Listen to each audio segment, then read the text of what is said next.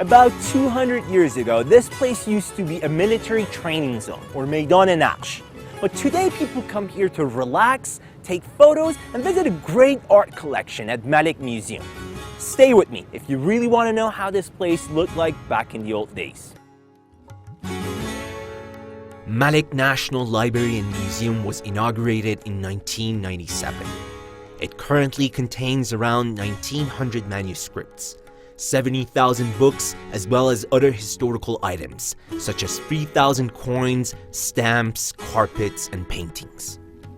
Its most precious possessions are 13 paintings by one of the most eminent artists of Iran. During a visit to Darul Funun school, Nasiruddin Shah Qajar came to know Muhammad, and having observed his incredible talent, he invited him to the court. Noticing his mastery in painting, Nasiruddin Shah gave him the title Kamalul Mulk, or perfection on land.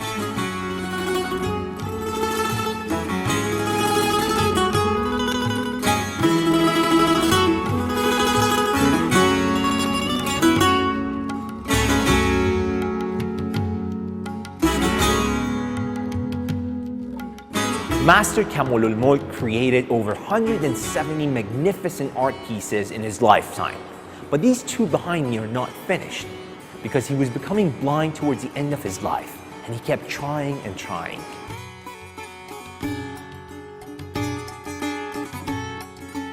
I'm sure you're not tired from seeing some great paintings.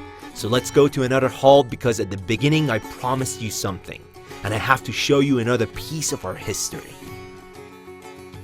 This is exactly how Meydan-e-Naqsh, or the military training zone, looked like back in the old days. Of course, with sizes being exaggerated a little bit.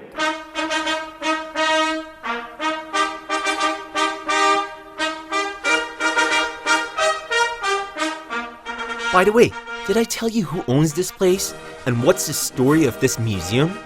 Probably not.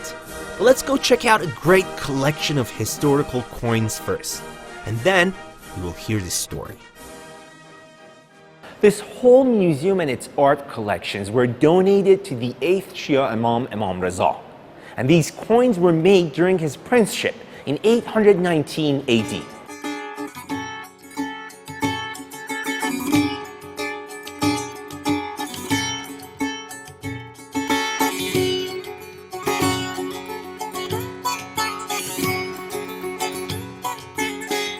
موزه و کتابخانه ملی ملک در میدان مشق تهران قرار گرفته و در واقع به این خاطر هست که حاج حسین آقا ملک، بزرگترین واقف آستان قدس رضوی، تصمیم میگیره که ثروت انبوهی که از پدر بزرگش بهش میرسه رو خرج دو قسمت بکنه برای همه ملت ایران.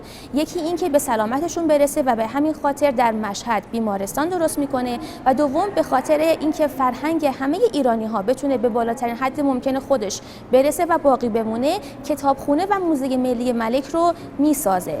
Well, I guess you figured out that Haj Hussein Malek was a very religious man.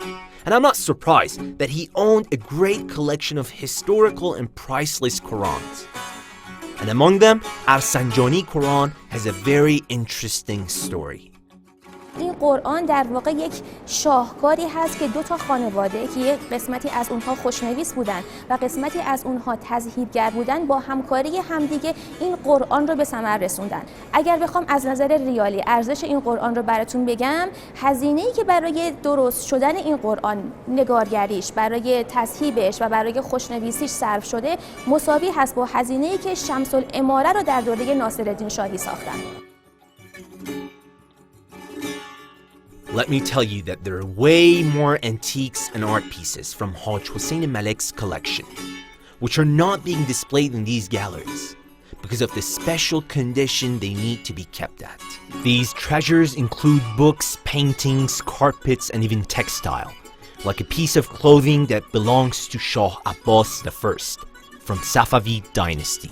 These antiques and art pieces are all national treasures that got passed to us by our ancestors, and I've always wondered what is our duty to keep them safe and pass them to our future generations. Here's where some of the most talented restoration experts come together to protect our national heritage through restoration of historical documents, books, paintings, and other items. An antique art piece goes through documentation first. Then it comes here to this restoration workshop, where the process can take from 1 week to more than 1 year. But first, everything needs to get washed. Yes, everything.